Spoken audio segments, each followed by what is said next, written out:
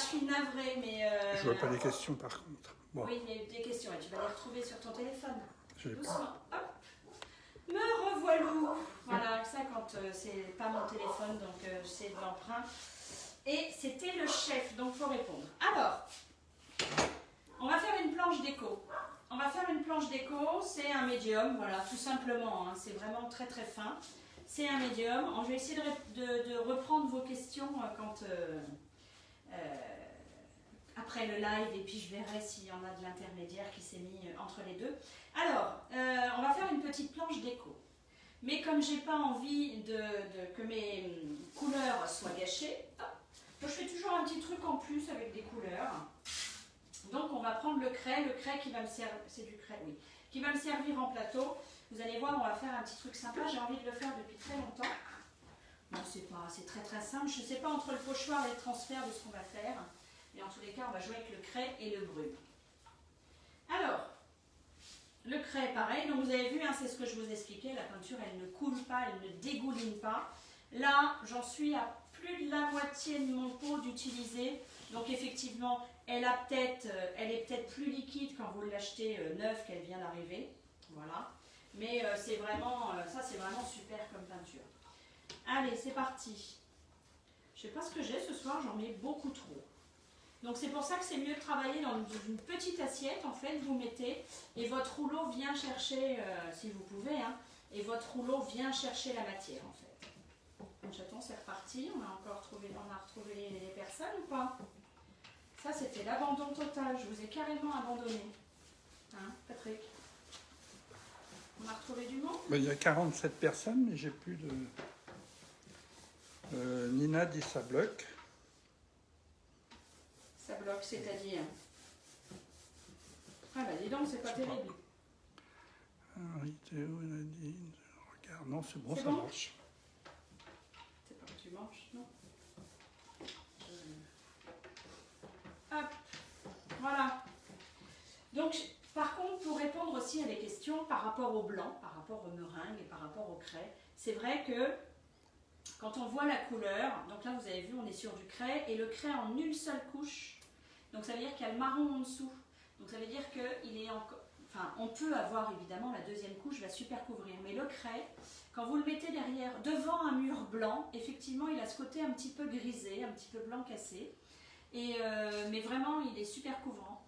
Le blanc ou le meringue, voilà, il faut au moins 2 à 3 couches pour couvrir, mais c'est vrai que c'est un super blanc qui est hyper lumineux, donc voilà, tout dépend de ce que vous voulez en faire. On va laisser sécher.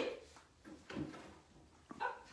Et puis, je vais mettre ma couche de blanc.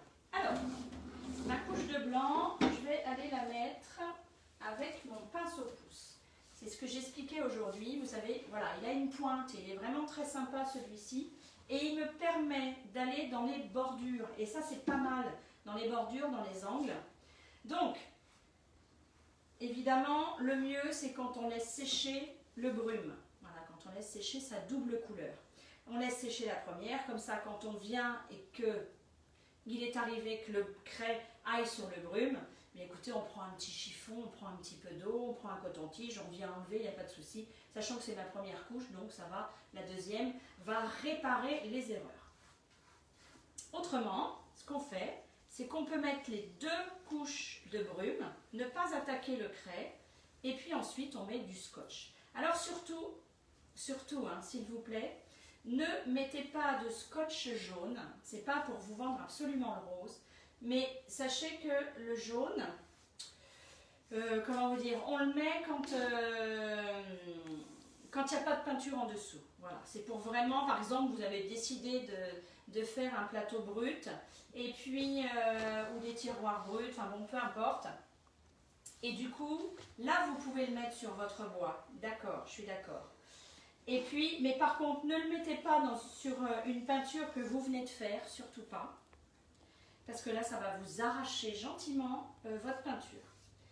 Ce qu'il y a, c'est que si vraiment vous n'avez que le scotch jaune et que c'est comme ça, voilà, vous le mettez contre vous, contre vos vêtements, et vous allez prendre des pluches de vos vêtements, ce qui fait qu'il va moins coller, d'accord? Il collera quand même, il va moins coller, et du coup, il y aura moins de catastrophes.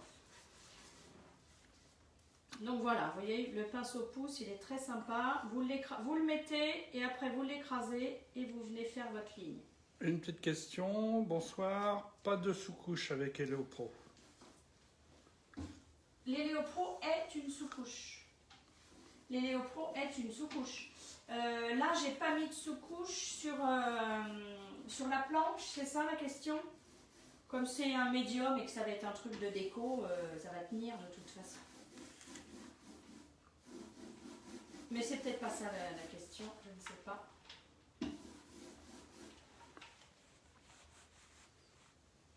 Voilà. Alors évidemment, avec mon rouleau, je ne vais pas au bord. Hein, mais ça, c'est mon pinceau qui a fait ce travail-là. Oui. Nina demande, faites-vous des packs pinceaux scotch rouleau pour... Non, on ne fait pas des packs outils. Il y a eu, mais on ne fait plus. Alors, si vous voulez vraiment savoir ce qu'il vous faut, il faut un pinceau avec lequel vous soyez bien, que ce soit un plat ou un pouce. Voilà. Et puis, je dirais, alors ça dépend si vous voulez attaquer des petits meubles ou des meubles un peu... Alors ça, c'est un petit meuble, mais c'est vrai que les demi sont bien pour aller faire les contours, les chaises, c'est très sympa les demi aussi. Quand on commence à attaquer des plateaux et des grandes surfaces, le moyen, il est déjà très bien. Donc c'est d'avoir, oui, c'est d'avoir le rouleau. Il existe, vous n'êtes pas à chaque fois obligé évidemment d'acheter le manche, puisque il existe la possibilité d'acheter les recharges. Voilà. Donc, je ne sais pas si vous voyez déjà cette belle couleur avec l'ensemble. Je trouve que l'une révèle l'autre, mais ça c'est le principe des duos de couleurs en fait. Toujours une couleur qui en révèle une autre.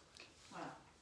Alors, je voulais dire, sur la plaque de bois, pas de sous-couche avant de mettre la couleur craie. Non, non, parce que voilà, c'est du médium et puis qu'il est dépourvu de plein de cochonneries qu'il pourrait y avoir. Bon, il est un peu vitrifié évidemment, mais voilà. Et puis en plus, ça va être de la déco, donc on ne va pas le solliciter du tout. Voilà, voilà. Si, je vous aurais bien montré quand même vite fait ce que fait le lin, ce beau lin. Donc je vais faire ça après. Hop, hop, hop, on y va. Donc pour le nettoyage, la partie nettoyage, et ben ça c'était hier. Voilà, vous avez vu. Au moins c'est important parce que quand on commence son chantier, et ben écoutez, au moins vous avez un beau support. C'est assez sympa le bibus. Je vais essayer de... Voilà. Donc là il est quand même hyper frais. Donc ce que je vais faire, c'est que je vais vraiment faire que le rebord. Et Véronique dit, ce rendu est très joli. Oui, vous allez voir. Alors évidemment, on va le patiner. Évidemment, on va le patiner.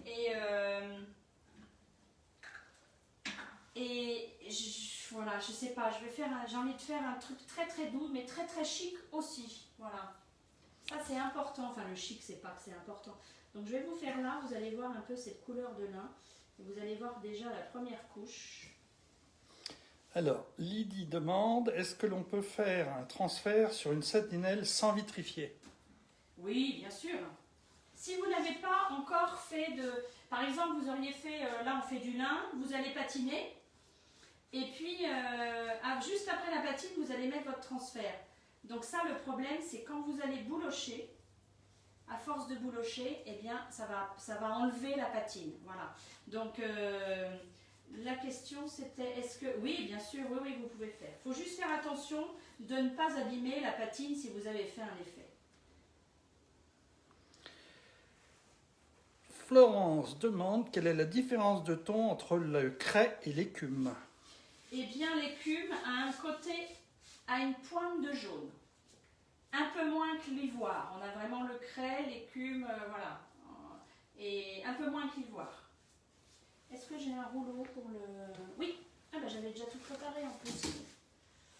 J'avais déjà tout préparé. Donc moi je mets des petites assiettes, de l'alu, comme ça le soir. Eh bien écoutez, je ferme mon alu et je récupère. Quand vous êtes sur un... Par exemple, vous passez votre couleur et que le lendemain, vous repassez votre deuxième couche, vous savez qu'entre les couches de couleur, vous avez 6 heures. Sophie demande, vous allez mettre une patine sur le lin? Ah, mais carrément. petite patine légère marron. Alors elle peut être blanche, elle peut être marron, elle peut être grise, on fait ce qu'on veut. Hein. Sur du lin, il est assez clair pour faire comme on veut en fait. Alors la seigle, je sais qu'on m'a dit qu'on l'avait déjà fait, mais la seigle elle est quand même assez claire pour le lin. Voilà. Qu'est-ce que vous voulez que je vous dise? On va pas peindre pendant des heures, étaler de la peinture. Vous avez vu, pas de surplus, on fait attention que ça n'ait pas coulé. Normalement, je ne m'arrête pas là comme ça, je vais finir mon bandeau. On ne s'arrête pas là, on vient finir tout son bandeau. Pourquoi? Pour pas qu'il y ait un séchage et puis qu'il y ait une reprise derrière.